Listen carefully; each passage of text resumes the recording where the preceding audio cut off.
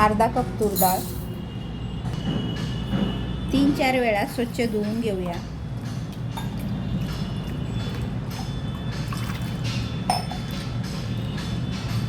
ही मी नळाखाली धुवून घेते. डाळ स्वच्छ धुवून घेतले. त्यामध्ये 1 ग्लासभर पाणी घालून ते अर्धा तास साईडला ठेवून घेऊ.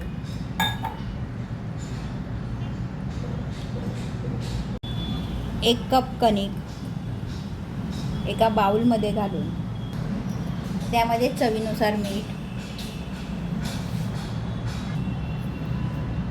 1 चमचा तूप हे छान मिक्स करून घेऊ.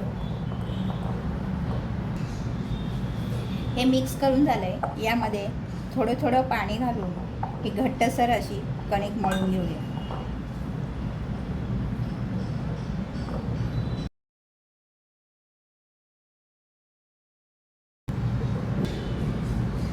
यावर थोडं झाकण ठेवून हे आपण साईडला ठेवू. इकडे मी कुकर घेतला आहे.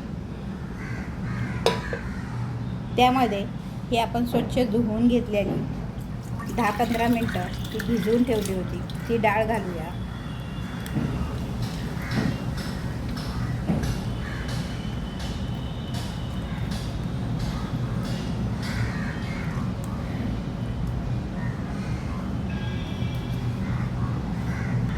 यामध्ये कपभर पाणी घालूया.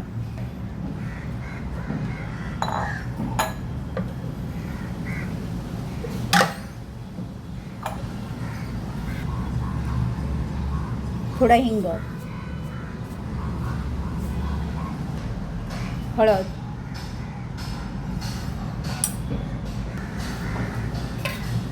चमचाभर तूप, झाकण बंद करून हे मध्यम आचेवर 3 किंवा 4 शिट्ट्या करून घेऊ.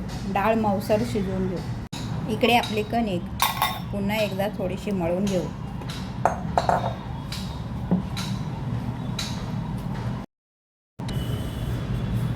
हे कणकेचे गोळे करून घेऊ.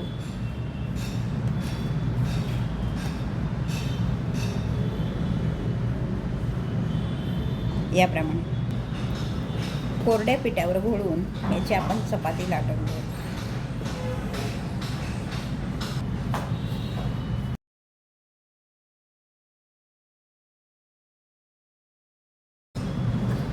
याप्रमाणे पातळ अशी चपाती लाटू.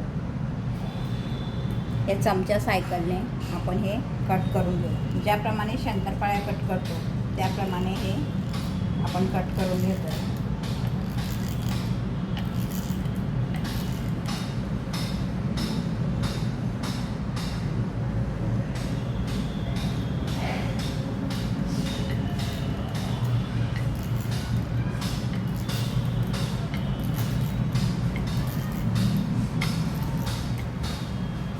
बाकीच्या उरलेल्या यानुसार मी करून घेते. हे एका पेपरवर काढून आपण साईडला काढून ठेवू. इकडे आपला डाळीचा कुकर गार झाला आहे. हे पहा छान अशी मऊसर अशी डाळ शिजली गेली. डाळ आपण अशी घोटून घेऊया. हे पहा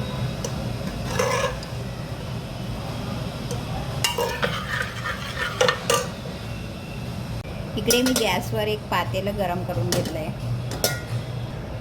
त्यामध्ये पातेलं गरम झालं की 1 पळीभर तेल घालूया.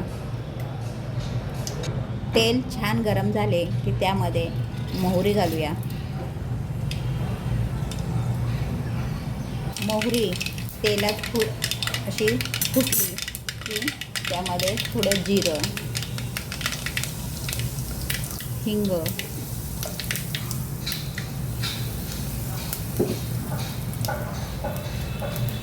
कढीपत्ता, एका हिरव्या मिरचीचे तुकडे, लसूण,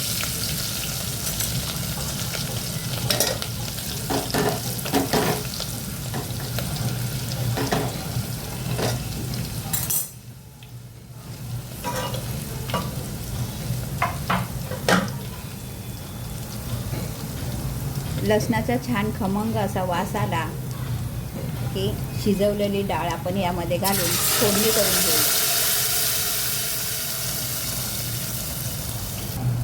यामध्ये 1 ग्लासभर गरम पाणी घालून हे पातळ असं वरण तयार करून घेऊ.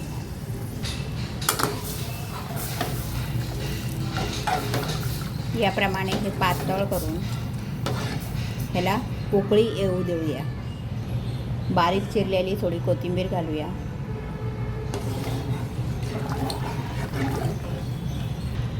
चवीनुसार मीठ. या वरणाची फोडणी खमंग अशी झाली ना की वरण एकदम मस्त लागतं. आता ह्या वरणाला उकळी आली आहे.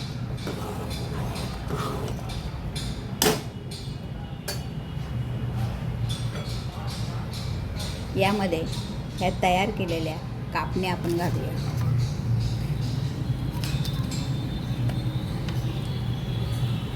तुमच्याकडे या डिशला काय म्हणतात कमेंट्स बॉक्समध्ये नक्की सांगा.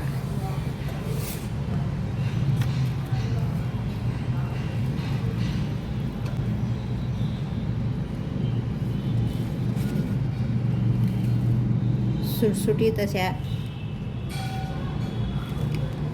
घालून ते शिजवून घेऊया आपण.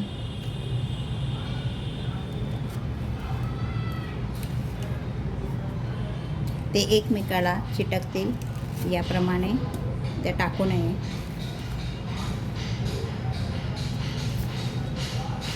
पहिली इकडे टाकली असेल तर नंतरची इकडे घालावी.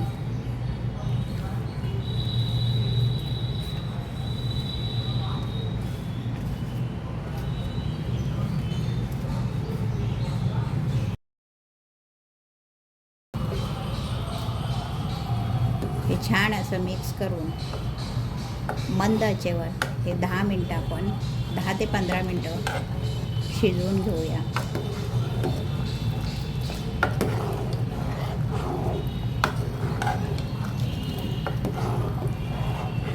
हे मिक्स करत असताना असं सैल हाताला लागावं चमच्याला.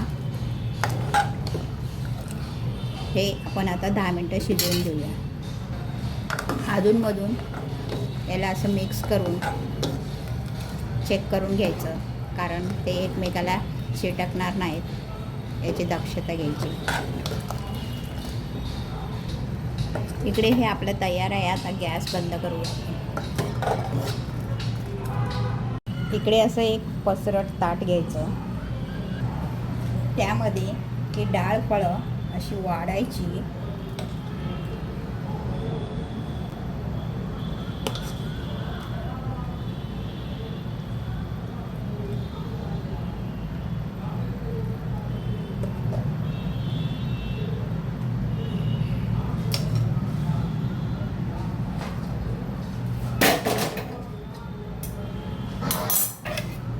त्यावर असं चमच्यावर तूप घालायचं. बारीक चिरलेली कोथिंबीर,